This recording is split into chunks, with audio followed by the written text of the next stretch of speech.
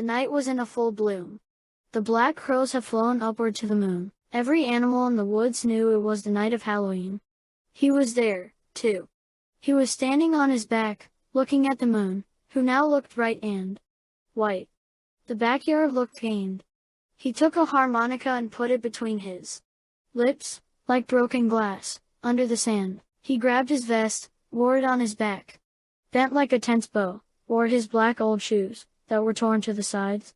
After this, he took a bottle that was on an old pale table full of scratches and nail crabs. He opened his window, got stiff at the point of the window and fell down. There. He fell. Suddenly, from his shoulder blades came out two big wings and he flew high above the roofs, looking for his prey. The moon, floating and covered under the poof clouds, who looked moldy and dark, suddenly started hiding behind the clouds. He flew high above the trees and hung himself on a branch. After resting, he flew away. The moon now concealed behind the clouds and it was pitch black. After flying 10 minutes, he landed on an abandoned property. There was an old cabin on the ground. He flew in. What was the cold and dark?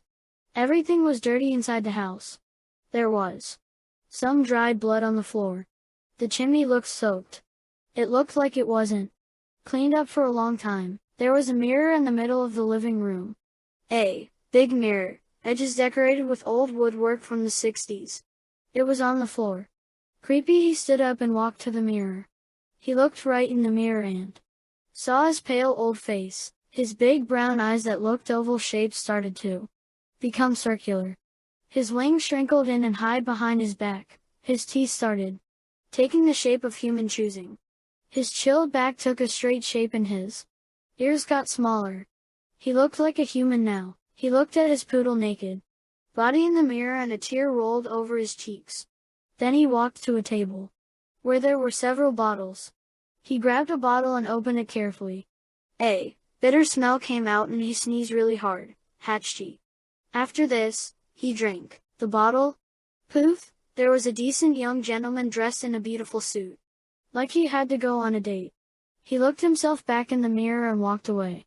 Shortly after, the houses and the trees of the streets were decorated with art pumpkins and ghost figures. The whole town was aware of the Halloween party. He walked through the streets to the Halloween park. The park looked really busy. Kids running around with Halloween masks all over the place. There was a lot of things for sale: cookies, cakes, sugar cone spiders and, not to mention the amazing fries. He was there, too. He looked around, but couldn't find her anywhere. Suddenly, he saw a lady in beautiful ballerinas and a black dress eating a sugar pine. He saw her and blushed, walked to her and greeted politely. She turned around and greeted as well. Hi, I'm Amira. And you? Draven, nice to meet you. So, how do you like the Halloween park? Asked Amira. It's kind of funny, he answered smiling. Amira didn't know what was waiting for her. Together, they walked to a quiet place where no one was found.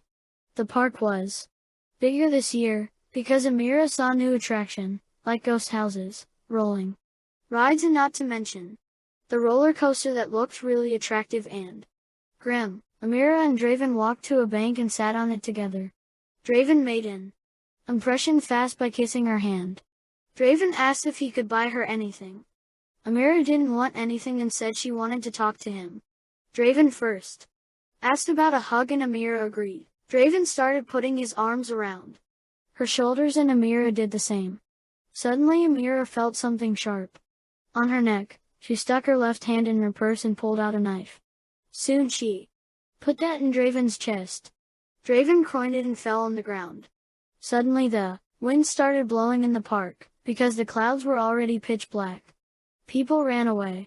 Amira got up, wiped her neck, which contained red blood, sticks and ran away from the park, leaving Draven behind.